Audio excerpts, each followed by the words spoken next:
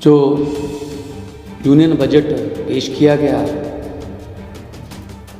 माननीय वित्त मंत्री साहिबा के द्वारा, उसे कहना पड़ रहा है कि उसमें पंजाब का कोई नामो निशानी नहीं है। इससे पहले 26 जनवरी की झांकी पंजाब की गायब थी, रिपब्लिक डे से पंजाब गायब था, अब देश के बजट से पंजाब गायब है। ये समझ नहीं आती कौन सा बदला ले रहे हैं ये पंजाबियों से। आज जो यूनियन बजट पेश किया गया माननीय वित्त मंत्री साहिबा के द्वारा, बड़े दुख से कहना पड़ रहा है कि उसमें पंजाब का कोई नामो निशानी नहीं है। इससे पहले 26 जनवरी की झांकी पंजाब की गायब थी, रिपब्लिक डे से पंजाब गायब था, अब देश के बजट से पंजाब गायब है। ये समझ नहीं आती कौन सा बदला ले रहे हैं ये पंजाबियों से। हमने, क्योंकि बॉर्डर स्टेट है, हमने 1000 करोड़ रुपए की मांग की थी कि बीएसएफ उनको अपग्रेड करने के लिए, मॉडर्नाइजेशन करने के लिए बॉर्डर की, क्योंकि ड्रोन वगैरह बहुत आते हैं, एंटी ड्रोन सिस्टम लॉन्च करने के लिए, उसका नाम भी नहीं लिया गया। हमने प्री बजट जो डिमांड्स मांगते हैं राज्यों से, हमने उसमें मेंशन किया था कि वंदे भारत श्री अमृतसर साहब से और बठिंडा से जो है दिल्ली के लिए, उसका नाम भी नहीं लिया गया। जब मैं बतौर मेंबर पार्लियामेंट वहाँ लोकसभा में था तो मैंने एक आइडिया दिया था जो कि रेलवे मंत्री साहब ने एक्सेप्ट भी किया था कि रिलीजियस टूरिज़्म के लिए बहुत एक 5 तख्तों को जोड़ने वाली एक ट्रेन चले, जो अभी तो जो श्री अमृतसर से नांदेड़ साहब जाती है उसकी 2-2 महीने की बुकिंग है।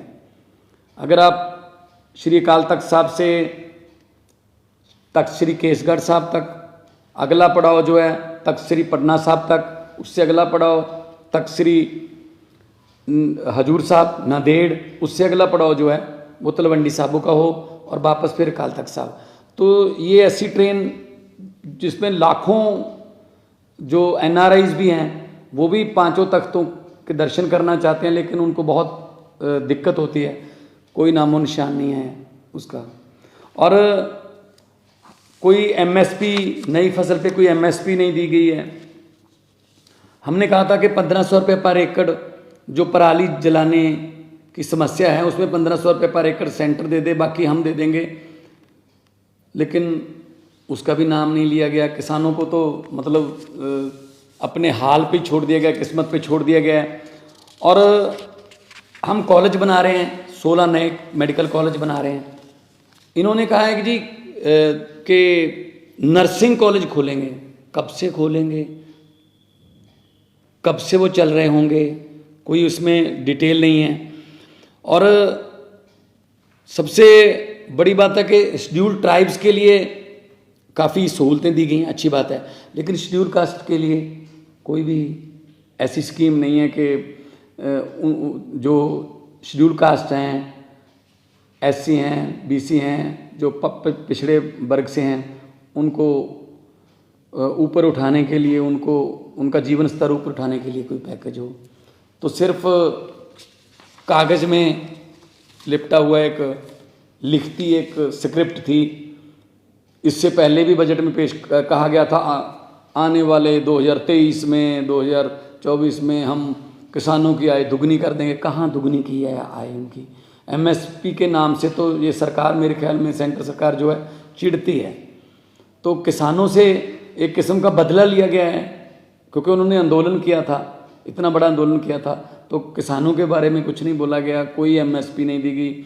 और पंजाब एक बॉर्डर स्टेट है, हमें बहुत चैलेंजेस हैं हमारी पुलिस को अपग्रेड करने के लिए, हमारे बॉर्डर को अपग्रेड करने के लिए। हमने एक सजेशन दिया था कि जो तार के पार 3-3, 4-4 किलोमीटर तार के पार ज़मीन है, क्यों ना तार को हम 200 मीटर तक ले जाएं, इंटरनेशनल लॉ है कि 150 मीटर तक आप लेके जा सकते हो, लेकिन हम कहते हैं 200 मीटर तक ही ले जाओ, ताकि जो तार के पार जिनकी ज़मीन है वो किसान जो हैं उनको आई कार्ड दिखा के, और बीएसएफ का भी टाइम उनकी फिस्किंग में, तलाशी लेने में जाता है, बीएसएफ खुद जाती है खेती करवाने के लिए, तो कि 200 मीटर तक तार ले जाएं तो बहुत सी ज़मीन जो है वो तार से इधर आ जाएगी, बहुत किसानों को फ़ायदा हो जाएगा।